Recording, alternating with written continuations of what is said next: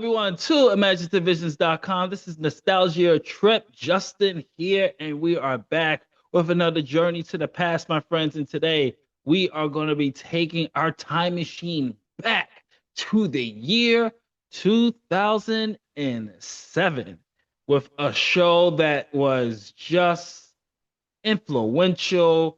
It's one of my favorite. Actually, it is my favorite UK show.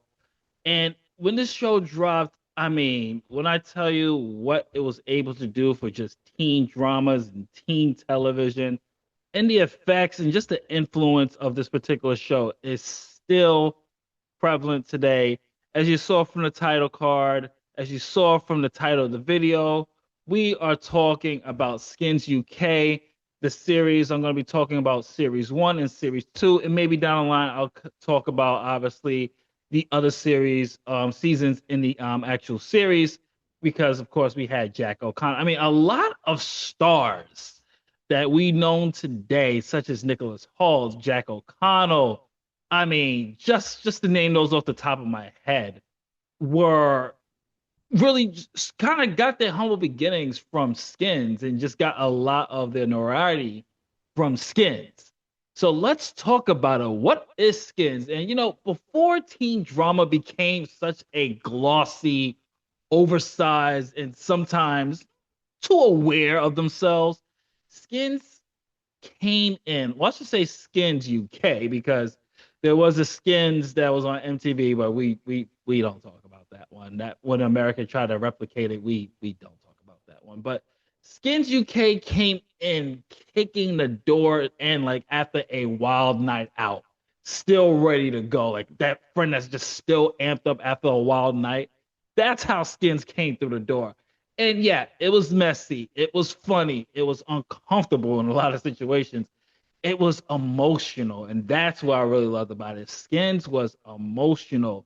And most importantly, it felt alive. So let's talk a little bit about it because Skins was created by Brian Elsey and Jamie Britton, and Skins premiered on E4 in 2007 and quickly became one of the most talked about British teen dramas of its time. The show followed groups of teenagers in Bristol as they dealt with friendships, sex, drugs, family problems, identity, mental health, love, loneliness, and all the bad decisions that come with thinking you have life figured out when you clearly do not. And what made Skin so different was that it did not feel like adults were trying safely to explain teenagers to adults. It felt like a show that wanted to get inside the chaos. It wanted to show the jokes, the parties, the heartbreak, the selfishness, the confusion, and the pain without cleaning everything up. And one thing I had to say about the show is that when I first watched it, I was actually kind of amazed with it because especially here in America, yeah, we had like the Dawson Creeks, we had like My So-Called Lives and things like that. But Skins took it to the whole teen, this whole teen type of television. They took it to the next level. Sex, drugs, family problems, alcoholism. Like there was a lot of situations in here that you didn't really get from I guess it was WB at the time, the WB type of genre shows like Dawson's Creek and Party of Five and 91210. It was on Fox and stuff like that. You didn't really get that like how you got over there in the UK. So me watching it at that particular time, I was just like, oh my God, like this is good, but also relatable because obviously college, at that time I was in college, but it's like you can still relate to certain things just coming out of high school at that particular time, like 3 years away from high school. But yeah, you still related to a lot of that. And Skins became known for its rotating cast format. Every two series, the show would mostly move onto a new generation of characters. And that was a bold choice since most teen shows hold on to the same cast for as long as possible. And Skins understood that youth move fast, people change, friend groups shift, and one era ends and another begins. And the first generation is still one of the most talked about that people think of when they talk about the show. The group that gave us Tony, Sid, Michelle, Cassie, Chris, Jarl, Maxxie, Anwar, and Effy. It also introduced actors who would later have major careers, such as Nicholas Hoult, Hannah Murphy, just and of course, and Daniel himself. Just to name just a couple off the top of the head. And that alone makes rewatching the early seasons interesting. You're seeing a lot of young talent before they became household names. And the show is more than just a launch pad. It had its own identity. The music, the fashion, the humor, the pacing, wild party scenes, and that emotional gut punch all helped Skins feel like a cultural moment. It was controversial too. Some people felt that it kind of glamorized reckless behavior.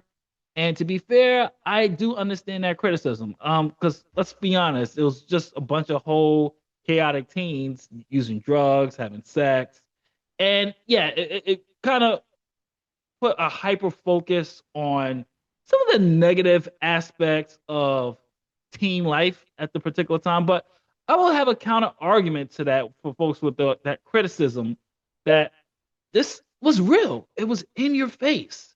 So, with that being said, sometimes realness, truthfulness is uncomfortable. And seeing teens doing this type of substances, having intercourse, and doing all this wild and crazy stuff, yeah, it will make you uncomfortable. But truthfully, that is the reality of the situation at that time. And hell, still prevalent to this day. So, yeah, it was uncomfortable to watch seeing this type of age group do all these adult things. But at the same time, it was in your face, and that was reality. And the best parts are showing what happens to when these young people are hurting, they are undersupervised and desperate to feel something. And series one is the perfect introduction to skins because it throws you right into that group dynamic.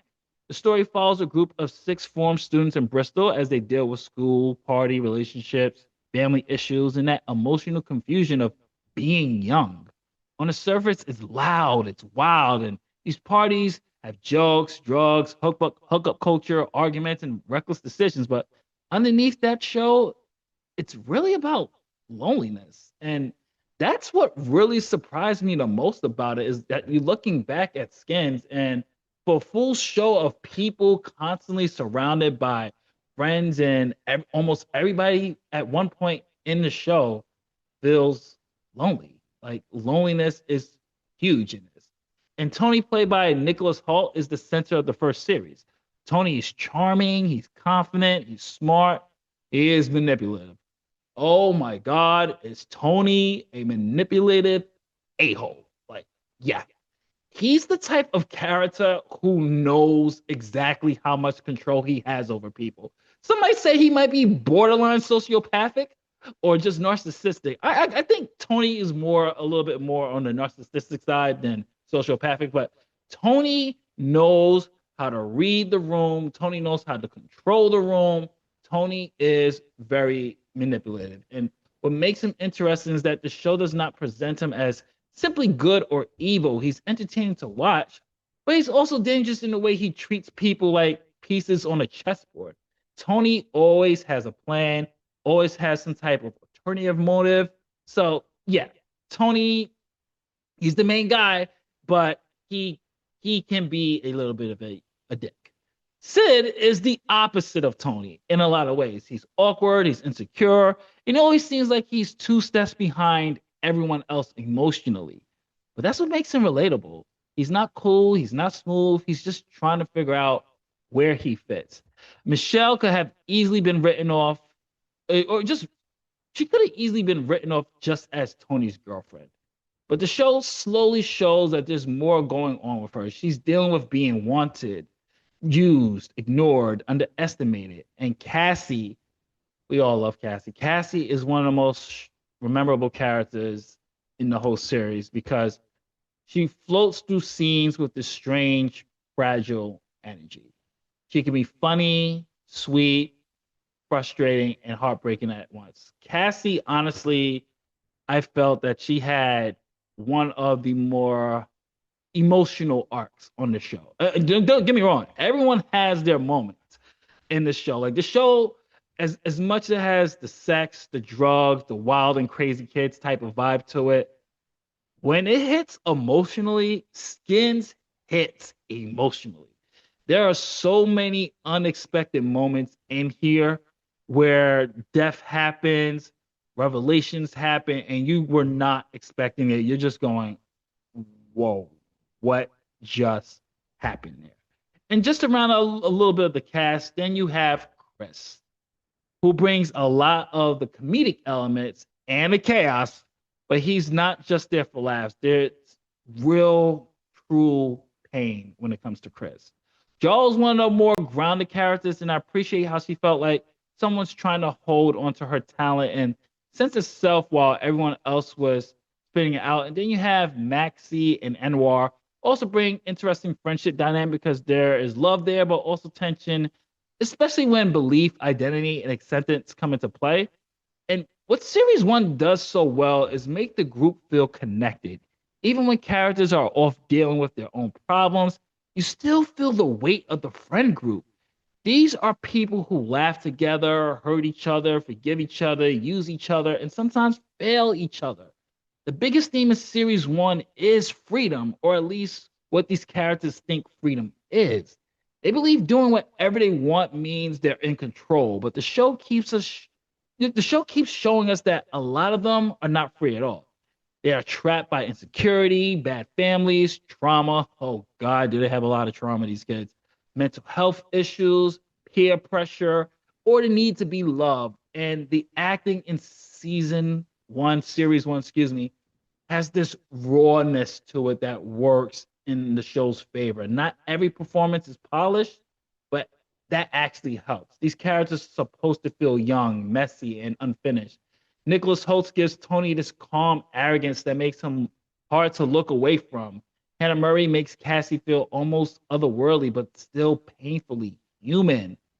Joe Dempsey gives Chris a warmth that keeps him becoming from just the party guy, and just the whole cast in general. Just they knock it out the park. The chemistry just makes the show feel more than perfect. And I think series one is the fun season, but it's not empty fun. It feels like the party before the consequences fully arrive, and what we're going to talk about now, which is series two, where consequences come fully home. And I think for a lot of us, series two is where, like, if series one sets up the table, gave us a little bit of the meal, series two was just like, oh, it just hit the fan. Here we go. How's this all play out? And what works for series two is, without going to spoilers, it takes the same group and forces them to deal with the emotional fall of everything that has been building up. The show's still funny and chaotic, but there's a different weight to it. It does feel like a different show. It feels like less like a wild night and more like the morning after, when everyone has to look at what they did and who they hurt. And this is where the show starts asking the bigger questions. What happens when love becomes unhealthy? What happens when friendships is not enough to save somebody? What happens when mental health issues are ignored? What happens when teenagers are carrying pain that even adults would struggle to handle? And Tony's arc becomes one of the most important parts of series two because the show challenges who he was in series one. Sid becomes even more emotionally centered and central because his insecurities and relationships starts to carry more weight. Michelle gets more room to breathe and to question who she is outside of Tony.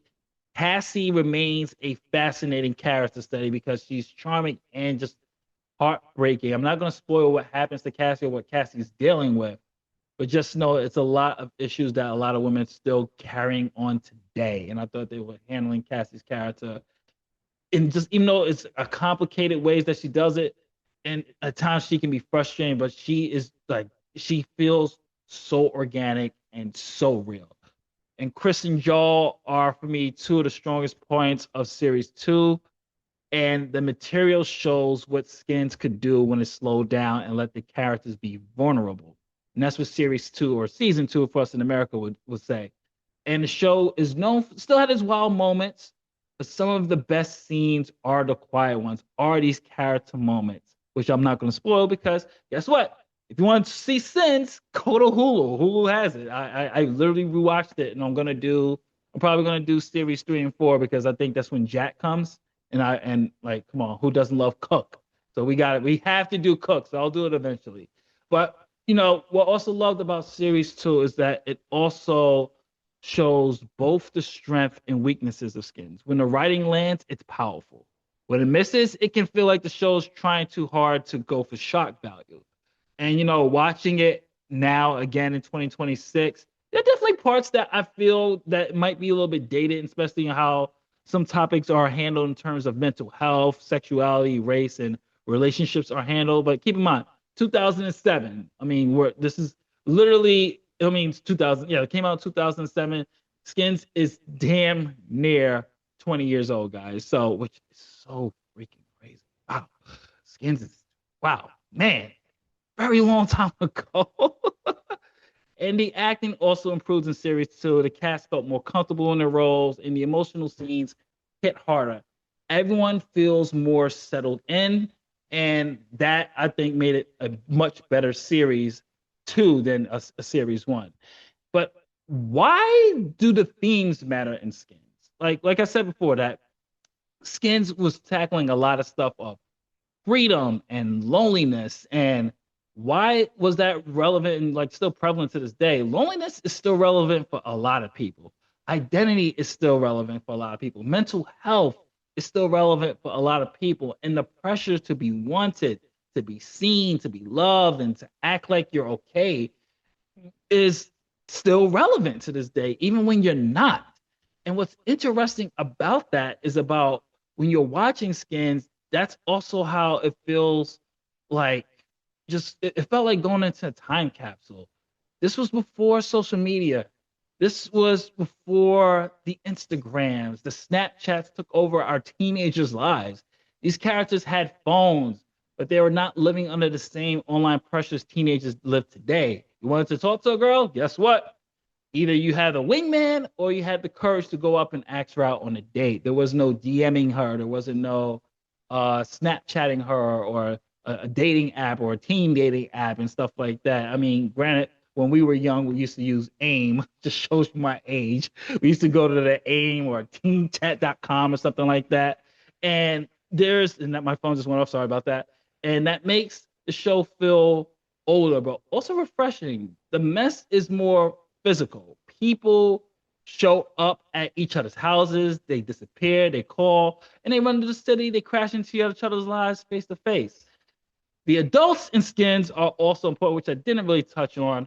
A lot of them are absent, selfish, overwhelmed, immature, and completely unable to understand their kids or what they're going through. And what I like about Skins, for that matter, is that it's really from the perspective of the teens. Of course, you being a teenager, you're going to see that your parents just don't get it. They won't understand. And yeah, there's some characters, there's some adults in here who are just complete monsters. We will get to that person down the line because we will never forgive what happened to Freddie. We'll get to that asshole down the line. Not in this one when I continue doing the Skins retrospectives. But yeah, the adults are complete a-holes. Like some of them are just selfish, they're overwhelmed. But if you look at it, it's from the child's perspective. And a lot of children feel like their parents don't understand them, they don't understand what's going on. And it's not saying that teenagers are reckless, it's saying that a lot of these teenagers are going through the motions of trying to find themselves, and maybe the adults just didn't really get it. So before I get close to wrapping this up, I just want to talk about the impact of Skins UK. And it's easy to see when you look at teen television after it. It helped push teen drama into a more honest and uncomfortable territory. It was not as clean or polished as a lot of American teen shows. It was rougher, stranger, and more willing to let characters be unlikable. That mattered. You can feel its influence in later shows that focus on teenage chaos, mental health, sexuality, trauma, and self-destruction. Euphoria is probably the comparison people make the most these days of, and I've seen that comparison before, that Euphoria is just the modern day Skins. Honestly, it's not. I wouldn't even compare it just because Euphoria had teens and drugs and things like that. Especially after season 3 of Euphoria, there's no way you're in Skins League. I'm sorry, Euphoria fans. Please do not compare them. Skins is a totally influential beast on its own. And Skins also had major impact through its music. The soundtrack was not just background noise, it helped create the identity of the show. The music made parties feel alive, the quiet scenes feel heavier, and emotional moments stick with you. And then there's the cast. You're looking back, and it's wild how many of people from the show had just become such a hit in just British television, Hollywood, stage. Like, Skins just gave us a full crop of generational talent, and you gotta give it respect for that. And now, as I approach the ending, let me give you a couple of reasons why you should head to Hulu if you have it. And no, this is not a Hulu. This whole video is not for you to go subscribe to Hulu. This is where I found Skins and rewatched it. So if you have a Hulu account, go over there Hulu and check it out, and check out Skins and see why it's one of the most influential teen shows, not just in the UK, but even, like I say, even here in America, we try to do our own version of Skins on MTV, and it failed miserably. It's not perfect, and I will never say it is. Some parts are messy in the ways that the show intended, and some parts are messy in a way that it feels dated for a 2026 audience. But series 1 and 2 still work because they understand what it feels like to be young and overwhelmed by everything. The friendships feel intense, the relationships feel messy, the jokes can be ridiculous, the drama can go too far, but the feeling underneath is real. The show is not about teenagers acting like they're grown while slowly realizing they are not ready for consequences or growth decisions. It's about people trying to be loved without knowing how to love properly. It's about kids trying to escape their homes, their parents, their trauma, and sometimes themselves. Series 1 gives you the rush, Series 2 gives you the cost. And that's why the generation remains the best place to start. Tony, Sid, Michelle, Cassie, Chris, Joel, Maxine, Anwar, and Effy are not always easy to like, but they're hard to forget. They feel like people you knew, people you avoided, people you care about, or maybe even people that you used to be. And that's the brilliant of Skins. You can find a little bit of your life, even in the most crazy, outlandish, dramatic moments. You might find yourself, someone you know, stories you've heard about, situations, and it's a brilliant show. Definitely check this one out. What is your favorite Skins episode from series 1 or 2? Be mindful of spoilers just in case there are people who are actually going to go to Hulu and check this out. This is Justin from Nostalgia Trip, and I will continue. I will do another retrospect on Skins. We will do, because I definitely have to do Cook. I have to do Cook. I have to do Freddie. Have to do more focus on Effy. So we will definitely continue this one. Comment below. Let me know what you think. And as always, if you like what we do here, hopefully I earned your subscription. So please hit the like button, subscribe button, and notification bell. I'll be back with more Nostalgia Trip. Later days. Yeah.